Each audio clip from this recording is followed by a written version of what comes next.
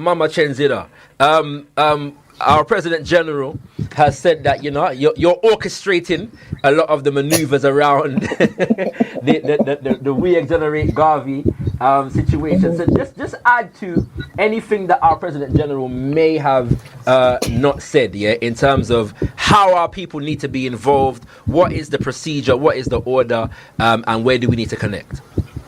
One of the things that was really highlighted in all of our recent gatherings within the UNIA-ACL RC 2020 is the fact that this We Exonerate Garvey, this joined the movement, is, as you said, it's not new. This has been going on in different iterations for decades, for scores, for all of our lifetimes. Persons were saying that he should have been exonerated in the 1920s. This is just, and it came across in different means. And it came across, and I'd like to highlight that while we're speaking in English, which is not everyone's first language, it was being done in other languages in other parts of the earth. Whether it was in peculiar places that people wouldn't expect this to take place, within the continent, within different parts of Central and South America, within parts of what we now call Papua New Guinea, New Caledonia, etc. There were African persons that recognized that the Right Honorable His Excellency Marcus Mosiah Garvey was really in a kangaroo court, literally. Not like literally. And so there were these efforts, and many of those persons that spoke in support of him were also ostracized, were also externally in a variety of ways attacked. I think it's very critical also that persons recognize this is not just while it may be initiated while this particular iteration is initiated through the UNIA-ACL RC 2020, this is not particular to just this government. This is all the people on the earth, all them people wearing the Garvey shirt, all them people wearing ankhs and thing and putting up Black Power, all them Black Panthers, I call in all of them. Everybody. All African People's Revolutionary Party, All African Women's Revolutionary Union, the All African People's Socialist Party, all these global African movements, all these Pan-Africanists, all these African fundamentalists, global Africanists, reparationists, repatriationists, whatever you're dealing with, everybody. All of us have to come together on this one. We might have our differences in style and format and strategy and tactic and so on. However, principally, it is our duty and responsibility to restore truth, justice, order, reciprocity, balance, righteousness. I'm going to say it again. Divine righteousness and harmony. Ma'at, whatever word you want to use, Ubuntu, all of that there. All of that has to come for us to navigate very clearly, very focused in all of our media networks. If you are an ear-to-mouth person, and notice I said ear-to-mouth first, because some people going to hear it and not necessarily utter. But they're going to take that message. This should be like beyond Black Lives Matter.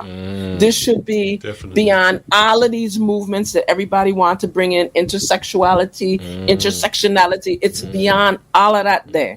Because by doing this posthumously, we're navigating another layer, because there's so many brothers and sisters that will be exonerated just by this one action, because we go into a source of what happened in the 20th century and bring it into the 21st century. All of this, the Africa we want, I speak into the African Union, all of them there, the African Union, the Commission, the ECOSOC, the 6th Region Diaspora Caucus, all of that there. Today, here is emancipation for many of us in the Caribbean, particularly in the Anglophone Caribbean. I want to make sure people get them. When we say Eastern, we kind of forget that there's still people here that speak in Dutch and Papiamento and Creole and French and Spanish, you understand? And Portuguese. We need to remember, and there's a number of layers to emancipation. Yesterday, though, was the 60th anniversary of the formation of the Pan-African Women's Organization. The reason we can even talk about the philosophy and opinions of Marcus Garvey to this day is because of them women that was in that party, that was in that government, that was taking that time like we tend to do. We're going to document what we hear our brothers and sisters say. That's We're it. going to write that report. We're going to do that research. And not to say our brothers are not complimentary. I'm just highlighting that it was a shared balance between our queens and our kings. So when I say Queen Mother, I always say King Father too. That's right. You understand? That's right. And it's really critical that persons recognize that when we're speaking of we exonerate Garvey, that it has to come from us first. We can't ask Mosiah to do forgiveness and nothing first. It has to come from us. Don't they say that the basis of change is internal? Yes, sir. Yes, Mama. And the conditions of change are external? Yes, Mama. That comes from us. Yes, Mama. That comes from our very African, ancestral, ancient tradition. Yes, and that's why this movement, this reminder of we exonerate Garvey, it goes to all the UNIAs, and I'm saying it again, and that's all the UNIA-ACL. If you say you UNIA-ACL, whether it's 1929, Ohio Group, RC 2020, and I've heard some others, New York, Allen, everybody, everybody, you know, and if you don't really like the flavor and tone in which it comes through RC 2020, then do something now. Just do take action. I will support that. Right. And that's what we're saying. Right. I know that's what PG Akili. And sometimes he forgets to add that middle name, Malik. So people need to recognize, you know, that whole energy of moving royal and being unapologetic. That's what, you know, I had mentioned it earlier when the UE in Mona campus was hosting, well, I shouldn't just say the Mona campus, but it was through the UE system. They hosted a series of events around the exoneration of Garvey.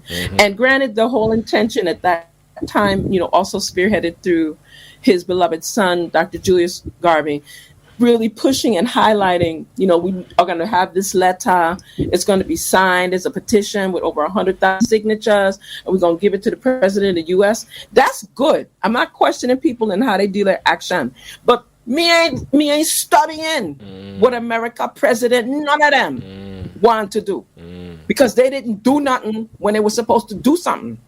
Period. Done. And I don't knock on the people that love Obama. Don't get me wrong. You love Obama, keep it there.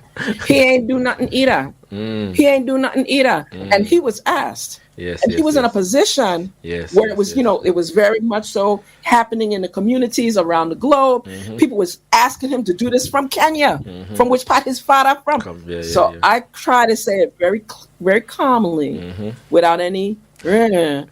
But I hope people hear the roar. I hope they're hearing the lioness roar. 100%. It's like it may sound like a purr, but I just need them to catch that we're not asking permission. We're not asking any kind of permission to exonerate our most right honorable His Excellency Marcus Mosiah Garvey ever. So maybe it did take to 2022, and maybe it needed to happen now. Because of many of the other things that are happening in the globe. And maybe this is a time that we can use to springboard. When we talk about all this African, I'm hearing all kind of groups saying they represent the African diaspora, and they're not coming to the African diaspora to ask nothing. And they just saying they represent the African diaspora. Mama, on that point, sorry, so no. Yeah, no, it's all good. You know what, Mama, it's all good. In the course of African philosophy, the Prophet teaches about diplomacy, and so we must engage diplomacy when necessary. But the fire is always there, so we understand that. But